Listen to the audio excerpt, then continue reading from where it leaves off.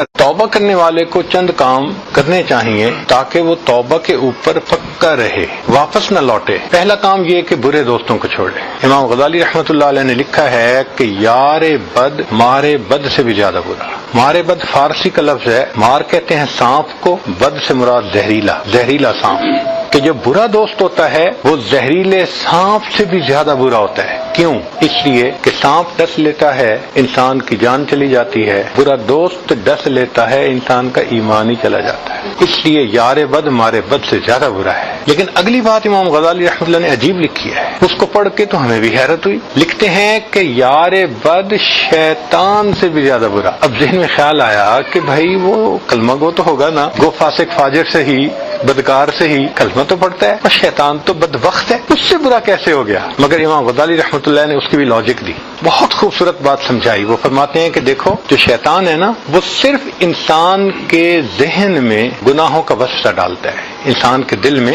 گناہوں کا وسوسہ ڈالتا ہے، اس سے اوپر تو کچھ نہیں کر سکتا، صرف میسج بھیجتا رہتا ہے گناہوں کے۔ آپ اس میسج کو نہ پڑھیں، میسج کو ڈیلیٹ کر دیں، یہ تو آپ کا اختیار ہے نا، وہ کوئی پابند تو نہیں کرتا، پڑھنا بھی ہے، اس پر عمل بھی کرنا ہے، یہ تو ہمارا سویٹ چوائس ہے۔ تو شیطان انسان کے ذہن میں صرف گناہ کا میسج بھیج سکتا ہے، دیٹس اٹ۔ فرماتے ہیں جو برا دوست ہوتا ہے وہ ذہن میں گناہ کا خیال ہی نہیں ڈالتا، انسان کو بازو سے پکڑ کر گناہ کا ارتکاب کروا دیتا ہے۔ اس لیے جو برا دوست ہوتا ہے وہ شیطان سے بھی زیادہ برا ہوتا ہے۔ اور اللہ کی شان کے ہم روز اللہ سے عہد کرتے ہیں، اللہ ہم نے بروں کو چھوڑ دیا، باوضو ہو کے عہد کرتے ہیں، مسجد میں کھڑے ہو کے عہد کرتے ہیں۔